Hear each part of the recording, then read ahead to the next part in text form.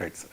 ఇక రేవంత్ రెడ్డి చేసిన వ్యాఖ్యల గురించి మాట్లాడదాం. టీపీసీసీ ఎగ్జిక్యూటివ్ కమిటీ సమావేశంలో కొత్తగా నియమితులైన డీసీసీ అధ్యక్షులకు దిశానిర్దేశం చేసే క్రమంలో హిందూ దేవుళ్ల మీద తెలంగాణ ముఖ్యమంత్రి రేవంత్ చేసిన వ్యాఖ్యలు వివాదానికి దారితీస్తూ ఉన్నాయి సార్. హిందువులకు 3 కోట్ల మంది దేవుళ్ళు ఉన్నారు, అన్ని రకాల వారికి అన్ని రకాల దేవుళ్ళు ఉన్నారు అంటూ ఆయన చేసిన వ్యాఖ్యల మీద వివాదం రగిలింది. ఒకసారి ఆ వ్యాఖ్యలు. హిందువులలో ఎన్ని దేవతలు ఉండ్రు, ఎంతమంది దేవుళ్ళు? 3 కోట్లు ఉండ్రా? ఎందుకున్నాయి? పెళ్లి చేసుకోవడానికి హనుమంతుడు ఉన్నాడు, 2 పెళ్లిళ్ళు చేసుకునేటానికి ఇంకొక ఆయన దేవుడు ఉన్నాడు, మందు తాగేటోళ్ళకి ఓ దేవుడు ఉన్నాడు, ఎల్లమ్మ, పోషమ్మ, మైసమ్మ, కళ్ళు కొయ్యాలి, కోడి కొయ్యాలి అనేటోళ్ళకు ఉండ్రు, పప్పన్నం తినేటోళ్ళకు కూడా దేవుడు ఉండు. అవునా? అన్ని రకాల దేవుళ్ళు ఉన్నారు. దేవుడి మీదనే మనకు ఏకాభిప్రాయం లేదు. ఒక ఆయన వెంకటేశ్వర స్వామికి మొక్తా అంటే, ఒక ఆయన ఆంజనేయ స్వామికి మొక్తా అంటాడు, ఒక ఆయన లేదు లేదు నేను అయ్యప్ప మాలేస్తాను, ఇంకొక ఆయన అంటే లేదు నేను శివమాలేస్తాను, 3వ ఆయన అంటాడు. అవునా? ఇవన్నీ మనం చూస్తున్నాం కదా. హిందువులలో ఎన్ని దేవతలు ఉండ్రు, ఎంతమంది దేవుళ్ళు? 3 కోట్లు ఉండ్రా? ఎందుకున్నాయి? పెళ్లి చేసుకోవడానికి హనుమంతుడు ఉన్నాడు, 2 పెళ్లిళ్ళు చేసుకునేటానికి ఇంకొక ఆయన దేవుడు ఉన్నాడు, మందు తాగేటోళ్ళకి ఓ దేవుడు ఉన్నాడు, ఎల్లమ్మ, పోషమ్మ, మైసమ్మ, కళ్ళు కొయ్యాలి, కోడి కొయ్యాలి అనేటోళ్ళకు ఉండ్రు, పప్పన్నం తినేటోళ్ళకు కూడా దేవుడు ఉండు. అవునా? అన్ని రకాల దేవుళ్ళు ఉన్నారు. దేవుడి మీదనే మనకు ఏకాభిప్రాయం లేదు. ఒక ఆయన వెంకటేశ్వర స్వామికి మొక్తా అంటే, ఒక ఆయన ఆంజనేయ స్వామికి మొక్తా అంటాడు, ఒక ఆయన లేదు లేదు నేను అయ్యప్ప మాలేస్తాను, ఇంకొక ఆయన అంటే లేదు నేను శివమాలేస్తాను, 3వ ఆయన అంటాడు. అవునా? ఇవన్నీ మనం చూస్తున్నాం కదా. సార్, ఈ వ్యాఖ్యల మీద బండి సంజయ్ కూడా రియాక్ట్ అయ్యారు సార్. రామచంద్రరావు కూడా రియాక్ట్ అయిన పరిస్థితి. వెంటనే రేవంత్ క్షమాపణ చెప్పాలి అని చెప్పి వాళ్ళు డిమాండ్ చేస్తూ ఉన్నారు. ఇవాళ కొన్ని చోట్ల నిరసనలకు కూడా రేవంత్ వ్యాఖ్యల మీద పిలుపునిచ్చిన పరిస్థితి ఉంది. ఏంటి సార్ ఈ వ్యాఖ్యల మీద మీకు? అందులో ఒకే పెళ్లి కానోళ్ళకే కాదు, పెళ్ళై పిల్లలు పుట్టినోళ్ళు కూడా హనుమంతుడు దేవుడే, అది వేరే విషయం. కానీ దేవుళ్ళకు వేరే పని లేదా మనకు? వారికి దేవుళ్ళను మనం ఆ రకంగా వర్గీకరించలేము. మీకు కేవలం పెళ్లి కానోళ్ళే హనుమంతుని పూజిస్తారని నిజం కాదు. సో అది ఫ్యాక్చువల్లీ నాట్ కరెక్ట్. అయినా ఆ కాంటెక్స్ట్ ఏంటి అనేది ముఖ్యం. ఇప్పుడు అది దేవుళ్ళను అవమానించడానికి ఉద్దేశించి మాట్లాడిన వ్యాఖ్యలాగా కనిపించడం లేదు. రేవంత్ రెడ్డి ఏమైనా దేవద్రోహి కాదు. రేవంత్ రెడ్డి దేవుని భక్తుడే కదా. రేవంత్ రెడ్డి నాస్తిక ఉద్యమం నడుపుతలేడు. రేవంత్ రెడ్డి వ్యక్తిగత మత విశ్వాసాలు హిందూ విశ్వాసాలే కదా, కాదని ఎవరన్నా అనగలరా? రేవంత్ రెడ్డి పూజలు చేయడా? సో కాంటెక్స్ట్ ఏంటి? హిందూ మతానికి ఉన్న డైవర్సిటీ చెప్తున్నాడు. సో దాని ఉద్దేశం అది చెప్పే పద్ధతిలో టోన్ అండ్ టెనర్ ఆయన సహజ శైలిలో చెప్పచ్చు, ప్రజల్ని కొద్ది అరే ఆకట్టుకునేలా. అంటే హిందూ మతాల్లో అనేక రకాల దేవుళ్ళు, అనేక రకాల ఆచారాలు, సాంప్రదాయాలు, పూజా విధానాలు, పద్ధతులు, నమ్మకాలు, విశ్వాసాలు ఉంటాయని చెప్పడం ఉద్దేశం. అంతే తప్ప అలా దేవుని అవమానించడం ఉద్దేశం కాదు కదా. మన దాన్ని మీరు కరెక్ట్గా చూస్తే అర్థమవుతుంది కదా. కాంటెక్స్ట్ దేవుడిని అవమానించడానికి, దేవుడిపై దాడి చేయడానికి చేసిన వ్యాఖ్యలే కాదు. అందువల్ల క్షమాపణ అనే ప్రశ్న ఎక్కడ వస్తుంది? అంటే సమాజంలో దేవుళ్ళు ఎంతమంది ఉన్నారో కాంగ్రెస్ లో అన్ని రకాల మనస్తత్వాలు ఉంటాయని చెప్పే ప్రయత్నంలో భాగంగా ఏంటంటే కాంగ్రెస్ అనేది ఒక ఇంక్లూజివ్ కాంగ్రెస్. అది ఇండియన్ ట్రెడిషన్, అలా ఇంక్లూజివిటీ, ప్లూరాలిటీ అనేది చెప్పడం ఉద్దేశం. దాంతోపాటు దేవుని పైన ఏకాభిప్రాయం లేదు కనుక నాయకుల పైన ఏకాభిప్రాయం ఎక్కడికి వెళ్ళి ఉంటుంది అన్నాడు. హిందూ మతం యొక్క గొప్పతనం అది కదా. హిందూ మతం ఉన్న ప్రత్యేకత ఏంటి? హిందువులు కూడా చెప్పేది ఏంటి? It doesn't believe in single God, it doesn't believe in single text, it doesn't believe in single గురువు కదా. అదే కదా హిందూ. ఇప్పుడు ఇది ఎవరు అన్నది ఏం కాదు. సర్వేపల్లి రాధాకృష్ణ అన్నాడు, హిందూయిజం ఇది టేపిస్ట్రీ ఆఫ్ ఫేస్ అన్నాడు. అనేక విశ్వాసాల సమాహారం హిందూ మతం అన్నాడు. సర్వేపల్లి రాధాకృష్ణ హిందూ మతం అవమానిస్తాడా? సర్వేపల్లి రాధాకృష్ణ పుస్తకాలు చదవండి, భగవద్గీత మీద రాసింది, ఇండియన్ ఫిలాసఫీ రాసింది. జస్టిస్ చిన్నపరెడ్డి అన్నాడు, our tradition teachers us tolerance, our philosophy teachers us tolerance అన్నాడు. అంటే మన తాత్విక చింతనే సహనాన్ని నేర్పుతుంది.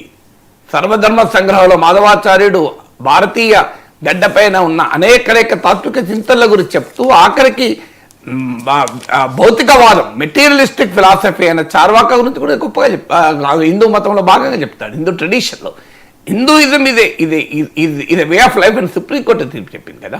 ఇప్పుడు మీకు సర్వేపల్లి రాధాకృష్ణ ఏమన్నాడు? అనేక విశ్వాసాల సమాహారం హిందూ మతం. అంటే it is a tapestry of faith అన్నాడు. రేవంత్ రెడ్డి అదే అన్నాడు కదా.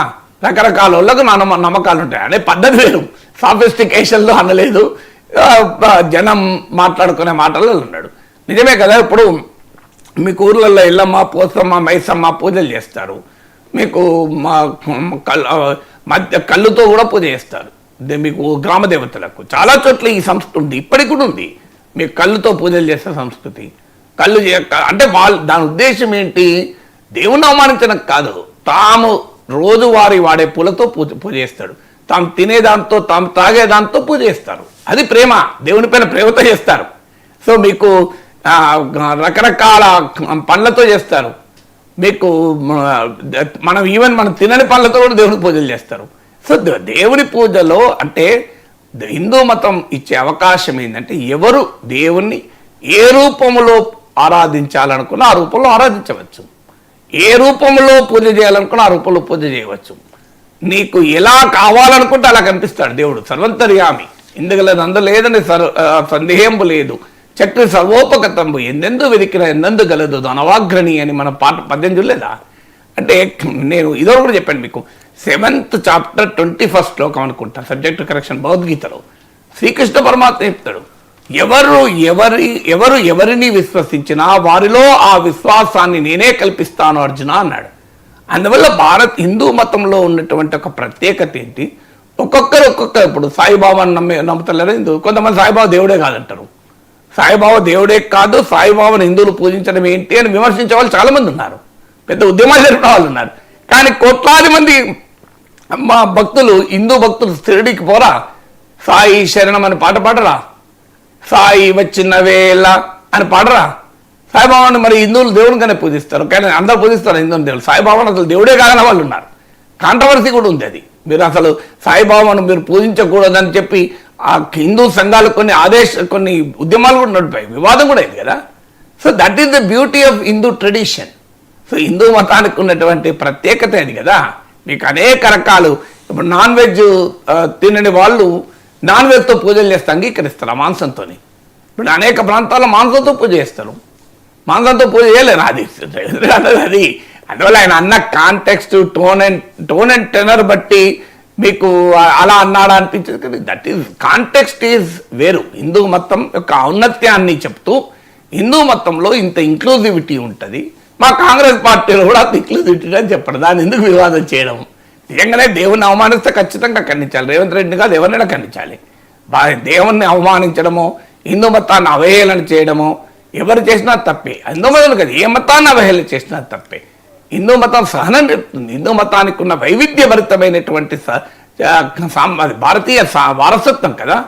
మనం చిన్నప్పుడు స్కూల్లో ప్రతిజ్ఞ లేదా, వైవిధ్యభరితమైన నా దేశ వారసత్వ సంపదను చూసి నేను గర్వపడుతున్నాను అంటాం.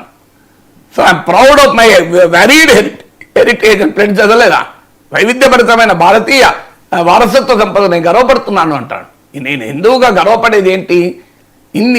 ఇంత భిన్నత్వములో ఏకత్వాన్ని ఇస్తుంది, ఇంత వైవిధ్యభరితమైనటువంటి భావిస్తుంది. అయినా మళ్ళీ అన్నీ కలిసి ఈశ్వరుడులో లీనమైనట్లుగా that is the greatness of the Hindu. నువ్వు ఏ రూపంలో, ఏ భాషలో, ఏ పద్ధతిలో, ఏ ఆచారంతో, ఏ కారణంతో పూజించినా దేవుడు పలుకుతాడు.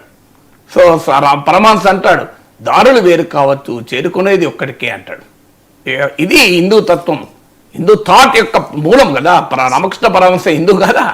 ఏ దారులు వేరైనా చేరుకునేది ఒకరే. ఒకరు ఎల్లమ్మ దారిలో పోవచ్చు, ఒకరు మైసమ్మ దారిలో పోవచ్చు, ఒకరు పోచమ్మ దారిలో పోవచ్చు, ఒకరు శివుడు దారిలో పోవచ్చు, ఒకరు విష్ణువు దారిలో పోవచ్చు, ఒకరు అయ్యప్ప దారిలో పోవచ్చు, ఒకరు సాయిబాబా దారిలో పోవచ్చు. దారులు వేరు, చేరుకునేది ఆ ఈశ్వరుని దగ్గరికే కదా. ఇక BRS working president KTR ignition 2025 సమ్మిట్లో పాల్గొన్నారు సార్. రాహుల్